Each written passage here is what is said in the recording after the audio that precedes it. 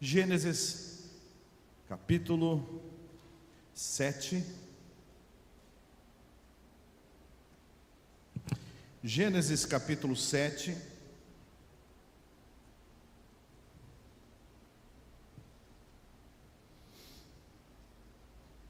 Versículo 17, diz o seguinte: durou o dilúvio 40 dias sobre a terra, cresceram as águas e levantaram a arca de sobre a terra. Levantaram a arca de sobre a terra. Verso de número 24. E as águas durante 150 dias predominaram sobre a terra. E o versículo 1 do capítulo 8. Lembrou-se Deus de Noé e de todos os animais selváticos, animais domésticos que com ele estavam na arca. Lembrou-se Deus de Noé. Os irmãos já ouviram muita mensagem sobre o dilúvio, muita mensagem sobre Noé, muita historinha infantil a respeito do assunto. E quando pensamos no dilúvio, nós pensamos no dilúvio como um quadro pronto: maldade, anúncio, fabricação da arca, animais chegam, Noé entra, os animais já entraram primeiro, Deus fecha e lacra a arca, chove, sobe a água, navega, Deus sopra, a água baixa, Noé sai, faz um sacrifício e a vida continua. Numa fotografia tudo é muito simples. Não é assim? Quando você está numa estrada, uma estrada reta, você olha o horizonte, tem 10 montanhas lá, você olha, parece que estão todas juntas. Daqui, de onde você vê, está tudo igual. Você fala, estão todas juntas. Quando você vai indo pela estrada, descobre, aquela está para lá, aquela está para lá, aquela está para cá. E há um vale entre uma e outra tão grande que de lá você não conseguia enxergar. Precisou entrar na cena. Que tal nós entrarmos no coração de Noé? Na alma de Noé? Noé vivia num tempo muito difícil, pior que o nosso. Diz a Bíblia que as pessoas se multiplicaram. E havia pessoas gigantes no meio da população. Não eram apenas gigantes fisicamente, mas gigantes em termos de potência, de poder, de violência. Era um tempo terrível. E por incrível que pareça, num mundo onde todos estavam corrompidos, os pais de Noé ousaram educá-lo nas lembranças e memórias que a sua linhagem trouxera ainda do tempo do paraíso. Eles lembravam a história dos seus ancestrais, Adão e Eva. Eles lembravam a história do homem que foi e sumiu. Que foi, quem foi? Que foi arrebatado? Enoque. Eles contaram essa história. Eles contaram a história de quando começaram a fazer sacrifícios. Sete, Enos, Cainã, Malalael e Axafade e a turma toda. Ele foi educado naqueles valores que recebeu por parte dos seus pais, e os pais receberam dos avós. Eles ousaram criar Noé no caminho de Deus. Um pouco parecido conosco num mundo tão corrompido quanto este, onde nós ousamos orar em casa, onde nós ousamos ler a Bíblia em casa, onde nós ousamos cantar louvores ao Deus eterno e verdadeiro, onde nós ensinamos as nossas crianças a não falarem palavrões, a não serem desonestas, a não serem desobedientes. Em casa onde não mantemos mágoa um do outro, onde confessamos as nossas culpas, em casa onde a nossa vida é reta, é correta. Os pais de Noé fizeram isso e deram à luz um menino que foi criado de uma forma que se destacou para com Deus. Deus olhou o mundo, fez cara feia e disse: não gostei do que vi, vou acabar com tudo.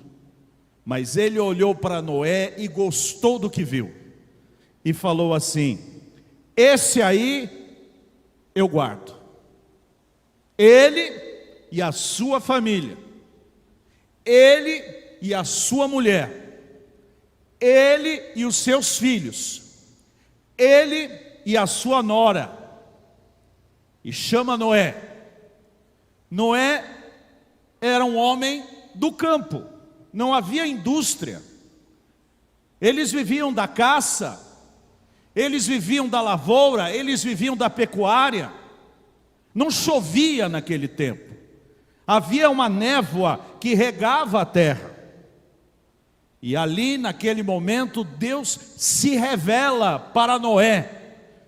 Deus se mostra como aquele Deus que se revelou primeiro lá para o seu ancestral Adão e Eva.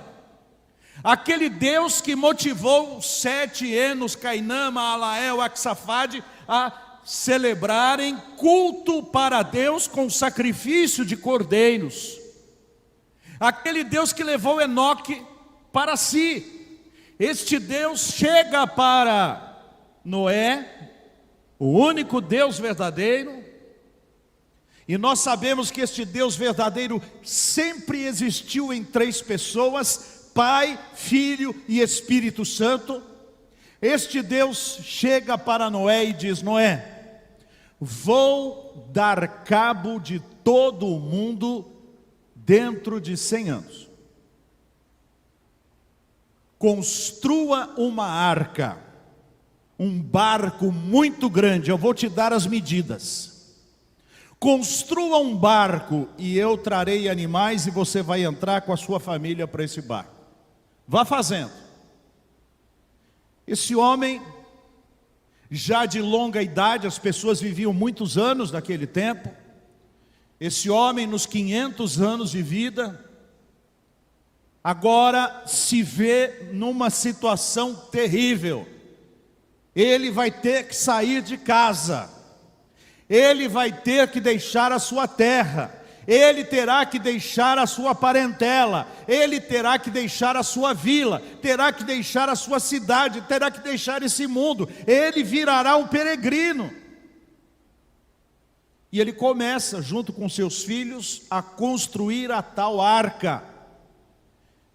Meus irmãos, ele não levou 1 mês para fazer essa arca. Corta a madeira, lixa, arruma as ligas, o que usava para pregos naquele tempo, e vai para lá, estende para cá, vai na floresta, cata árvores, e o povo ridicularizando este homem. Pensam que a vida de Noé era fácil? Pensa que era fácil olhar e dizer: meu Deus, vai encher tudo de água, como é que pode isso? Vai cair água do céu, como que funciona isso?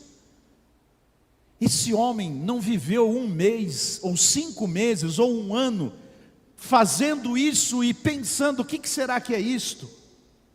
Agora que tem seus filhos, os filhos vão ter os seus filhos, não pode se estabelecer. A vida de Noé não estava fácil. Ele era um homem que se destacou diante de Deus e nem por isso teve uma vida sossegada. Às vezes nos ensinam um evangelho da prosperidade, da calma, da falta de problemas, e nós pensamos: encontrei Jesus, acabaram os problemas. Noé foi encontrado por Deus e começaram os problemas. Não foi 1 ano, não foram 2, não foram 5, não foram 10. Esse homem trabalhou num projeto gigantesco sem ser engenheiro. Aliás, engenheiros construíram o Titanic e afundaram. E esse homem amador, sem conhecimento humano, construiu a arca e salvou a humanidade. Quando é Deus quem manda, não é o cartucho que te capacita, mas é o Espírito Santo que te reveste. Então esse homem não ficou 10 anos, nem 20, nem 30, nem 50. Este homem labutou por um século e mais um pouco, 120 anos. E quando constrói toda a arca, está imensa, virou um ponto turístico provavelmente para aquela sociedade, dizendo: venha ver o parque de diversões do louco do Noé, que diz que vai cair água do céu. E num belo dia, onde o povo ainda ridicularizava, começam a chegar animais de toda parte. Leões, elefantes, girafas, tudo que é animal, passarinho, galinha, gambá. Só que Noé não estava buscando esses animais, eles iam entrando, os casais iam entrando. E lá dentro já estava tudo pronto. Nesse século e pouco de trabalho, Noé fez direitinho o que precisava ser feito. E quando os animais entraram todos, o tempo fechou e Deus disse para Noé: agora chega, entra. Noé obedeceu. Ele, sua mulher, seus filhos, suas noras, entraram na arca. E o povo lá fora agora amedrontado, porque nunca viram o tempo daquele jeito, e provavelmente o tempo já estava fazendo o que fez agora à tarde, ruminando, trovejando. E muita gente lá fora dizendo: ô Noé, tem um espaçozinho para mim aí? Mas Deus, sabedor que o coração deste homem iria abrir a arca para o povo entrar, fechou-a pelo lado de fora, para que ela não fosse aberta. Agora não adianta choro, agora não adianta lamento. O momento que Noé esperava, revelado por Deus, havia chegado. E de repente, aquela tempestade sem precedentes desaba sobre a região. E a água não dava trela, caía. Era uma chuva torrencial. E subia, e o povo batendo na arca: abre-nos a porta, Noé, abre-nos a porta. E provavelmente este homem sofria, porque conhecia lá a vizinha, conhecia as crianças que estavam lá fora, conhecia os seus amigos de infância, conhecia os filhos dos filhos. Eles não entraram. E de repente as vozes foram se silenciando, e Noé lá dentro tendo que alimentar aquela bicharada toda, quando tudo fechado, e se houvesse alguma fresta para o lado de cima e olhasse, depois de 40 dias a água parou, mas o que ele podia ver, se é que via, era água por todo lado. 45 dias, e a arca vogando, vagando, navegando, sem rumo, não tem para onde ir. 60 dias, a arca sozinha. E Noé começa a pensar: Deus me deu uma ordem, Deus me deu um projeto, Deus me deu uma missão, e não voltou mais para falar comigo. Estou sozinho no meio desta água. O que é que eu faço? 70 dias, só água e silêncio. 80 dias, nada. É noite que chega, é dia que aparece, é noite que chega, é dia que aparece, e lá se vão 4 meses. 4 meses confinados numa arca sem saber para onde vão.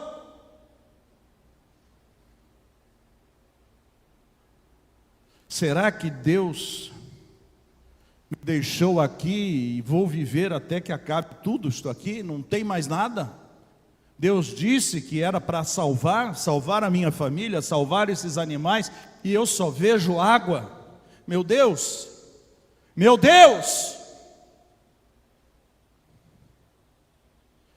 130 dias e nada. Isso parece a vida de muitos de nós. Deus nos deu uma determinação, Deus nos deu um caminho, Deus nos deu um rumo, Deus nos deu a graça, Deus nos capacitou, Deus nos incumbiu, Deus nos deu os recursos e disse: vai. E nós fomos. Mas lá no meio do caminho, de repente, onde está o rumo? Onde está a chegada? Onde está o fim disto aqui? Senhor, eu só vejo água, eu não vejo um destino, eu não vejo um porto, eu não vejo um final, eu não vejo uma conclusão. Meu Deus, eu não estou entendendo. É muito romântico a gente ver a arca lá e depois direitinho, mas ponha-se no coração de Noé e você estará entendendo que você também passa no meio das suas gigantescas provações. 140 dias, nada, absolutamente nada. A impressão é que Deus esqueceu-se de Noé. Deus o separou a sua família, separou os animais, e depois, provavelmente com outras atividades, deixou lá a arca vagando pelo mar, à toa, sem destino. É o que Noé poderia ter pensado. E é o que muitas vezes nós pensamos da nossa própria vida, quando não vemos um destino à frente. Parece que é tudo água, parece que está tudo perturbado. Mas diz a Bíblia que quando 150 dias passaram, no verso 1 do capítulo 8, lembrou-se Deus de Noé e de todos os animais selváticos e de todos os animais domésticos que estavam na arca, e fez soprar um vento sobre a terra. O texto fala da palavra lembrou-se, e pode nos dar a ideia de que Deus havia esquecido. Me lembro que no dia do pastor eu costumava mandar uma mensagem que escrevi, chamava Ao Pastor Esquecido, e o pastor Anselmo sempre vinha dizendo: aí pastor esquecido, aí pastor esquecido. E nós achamos que Deus tinha esquecido e acabou lembrando de Noé. Não, essa expressão apenas detecta que Deus passou a agir visivelmente na vida de Noé, porque até então Deus continuava agindo, esperando o dia, a hora, o mês, o minuto, o segundo das coisas acontecerem. É mais ou menos o que Jesus disse para Pedro quando ia lavar os pés dele, e ele disse: não me lave os pés. E Jesus disse: se eu não te lavar os pés, você não tem parte comigo. Então me dê um banho. Não, quem já está limpo não precisa senão de lavar os pés. O que eu faço, você não sabe agora, mas entenderá depois. Noé, você não sabe porque teve que ficar 150 dias num silêncio absoluto. O céu não falou com você, Deus não se manifestou para você, você ficou sozinho com todos estes animais e com sua família no meio de uma água parada no mundo todo. Você não sabe, Noé, mas Deus estava trabalhando no planeta inteiro para chegar o momento de dizer: agora é a hora de soprar a água e de fazê-la baixar. E a água foi baixando, e picos de montanhas foram aparecendo, e Noé percebeu que algo estava acontecendo. Não sabia definir, mas sabia que algo mexeu. Algo se movimentou, tanto é assim que depois ele foi lá em cima, abriu a janela e começou com aquele negócio de soltar passarinho, para ver se o passarinho vai e volta, ou se o passarinho vai e não volta, e numa dessas soltagens de passarinho, volta a pomba com um galho de oliveira. Ele entendeu, já tem terra seca e já tem árvores com folhas, é sinal de que secou uma parte da terra. Mas ele percebeu que algo estava se movimentando. Às vezes, meus irmãos, a nossa vida, nós estamos no centro da vontade de Deus, nós sabemos o que Deus pediu para nós, nós seguimos a palavra, fomos com tudo, e Deus nos deixou numa situação como se estivéssemos a navegar num mar parado, e não fala conosco, e nós falamos: Senhor, tenha misericórdia, fala comigo. E nós só ouvimos silêncio e a situação não muda. É necessário que passem 5 meses. É necessário que 3, 6, 9, 12, 15, 150 dias corram. É necessário que o tempo de Deus se cumpra na nossa história, até que Deus comece a mexer do lado, na frente, atrás. Você percebe que alguma coisa aconteceu. Na sua vida financeira, alguma coisa aconteceu. Na sua saúde, alguma coisa aconteceu. Nos seus relacionamentos, alguma coisa aconteceu. Nos currículos que envia para conseguir um emprego, alguma coisa aconteceu. No curso que você faz, alguma coisa aconteceu. Já não está mais tudo parado, algo mexeu. E então, quando as coisas começaram a acontecer, elas tiveram começo, meio e fim. Deus soprou, Deus secou e Deus abriu a arca. Agora diz: desce, Noé, você chegou onde eu queria. Na nossa vida, se nós entrarmos na arca da obediência, da vontade de Deus, no centro da vontade de Deus, se estivermos certos desta vontade, se estivermos na palavra do Senhor, nós entramos e dizemos: Senhor, agrada-me fazer a tua vontade, eu quero estar no centro do teu querer. Não importa a tempestade que vier, a dificuldade que vier, eu quero estar no centro da tua vontade. Nós vamos passar por um momento de silêncio. Deus não vai falar conosco, Deus não vai mexer uma palha, Deus vai como que estar, como esteve com Jesus, quando na cruz o Senhor Jesus disse: Eloi, Eloi, lama sabachthani, Deus meu, por que me desamparaste? Ele não desamparou, mas a sensação é como se nós estivéssemos desamparados. Deus está aguardando o momento certo. Espera só mais um pouquinho. E então algo mexe, algo acontece.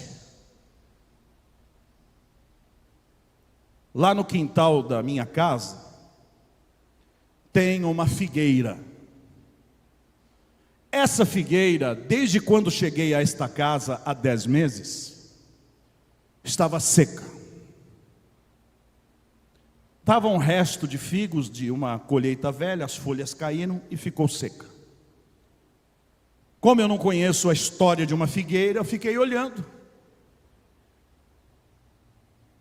Quando acabou agosto, entrou setembro, saíram uns toquinhos verdes no meio dos galhos daquela figueira.